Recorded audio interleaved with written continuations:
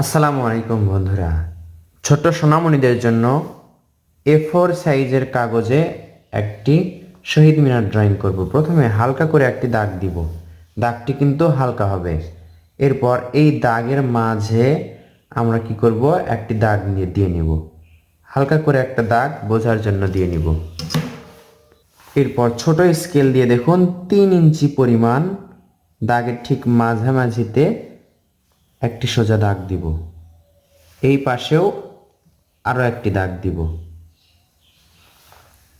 অর্থাৎ স্কেলের দুই পাশে কিন্তু আমরা দাগ দিলাম। এটাই দেখুন সবচেয়ে সহজ টেকনিক হবে আপনাদের জন্য। এখন এই দাগটা আমরা ডাবল করব। এই যে দেখুন এরকম করেই আমরা শুধু ডাবল করব। এভাবে রাখার পর আবার 3 ইঞ্চি পরিমাণ দেখুন একটু ফাঁকা রেখে 3 ইঞ্চি পরিমাণ একটা দাগ হবে এখানে। স্কেলের দুই পাশে শুধু দাগ দিলেই হবে। এই যে এখন এটাই আবার দেখুন 3 ইঞ্চি পরিমাণ, এই যে 3 ইঞ্চি পরিমাণ নিয়েছি। এখানে একটা দাগ, এই পাশে আরেকটা দাগ।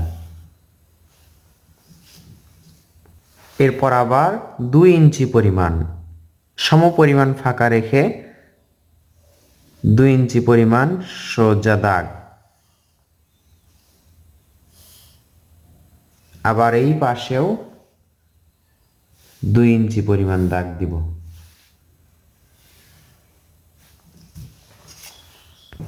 এবার দেখুন এই যে এটার মাথা মিলে দিব আমরা, এইটার মাথাও মিলে দিব। মাঝের যেটা সেটা শুধু বাদ রাখবো আমরা। এভাবে সহজে আপনি আঁকতে পারেন, ছোটদের শেখাতে পারেন। এবার দেখুন এর মাঝে আমরা দাগগুলো ডাবল করব। এই যে একটা দাগ দিলাম, এই যে আরেকটা দাগ। এবার এই যে দেখুন এইগুলোতেও আমরা একই রকম করে দাগ দিলাম, শুধু এটা বাদ রাখলাম কারণ এটা আমরা ডাবল করে প্রথমেই নিয়েছি। এবার দেখুন এখান থেকে এই যে স্কেলটা, এই পেন্সিলটা এখানে দাগ বরাবর ধরে একটু উপর দিকে একটু বাঁকা করে, স্কেলটা একটু সোজা থেকে এভাবে একটু বাঁকা করে, আবার দেখুন এখান থেকে স্কেলটা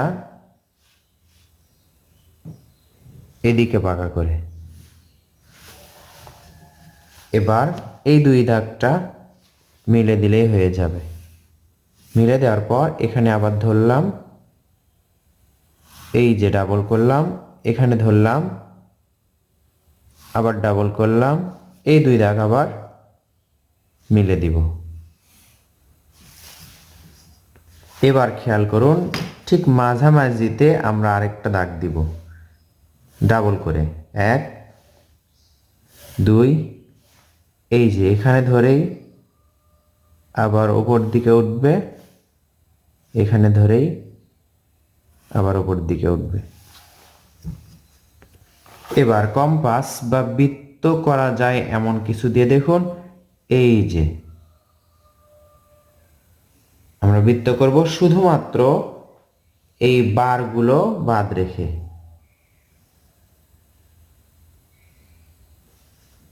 এই বারগুলো বাদ রেখে আমরা বৃত্ত ড্রয়িং করব।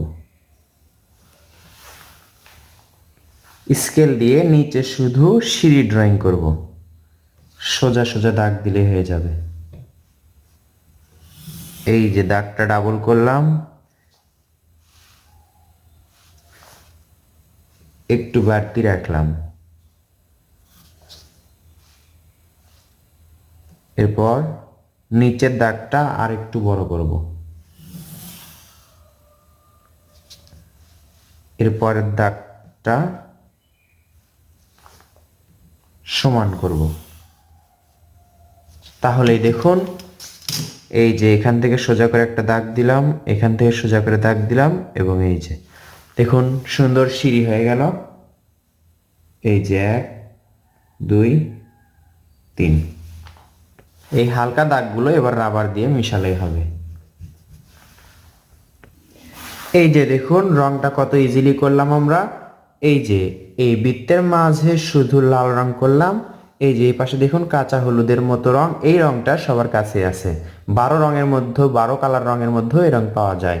আর নিচে যে সিঁড়ির রংটা করেছি হালকা গোলাপি রং, আপনি চাইলে যে কোনো রং করতে পারেন, তবে হালকা রং করলেই দেখতে সুন্দর লাগবে। এই শহীদ মিনারে এই লালটা শুধু রেখে লাল রংটা লাল রঙই করতে হবে, আর বাদ বাকি এগুলো ইচ্ছা মতো আপনি রং করতে পারেন। তবে এই বারগুলোর রং কাঁচা হলুদ রং দিলে দেখতে সুন্দর লাগবে, আর সিঁড়ির রং আপনি ইচ্ছা মতো দিতে পারেন। শুরুতেও বলেছি এবং শেষেও বলছি, এটা ছোট্ট সোনামণিদের জন্য একবারে সহজ একটি ড্রয়িং। আশা করছি ভিডিওটি দেখে নিজেও আঁকতে পারবেন এবং ছোটদেরকেও শেখাতে পারবেন। কেমন লাগলো ভিডিওটি কমেন্ট করে জানাবেন। ভালো লাগলে লাইক করুন এবং শেয়ার করুন যাকে খুশি শেখাতে চান।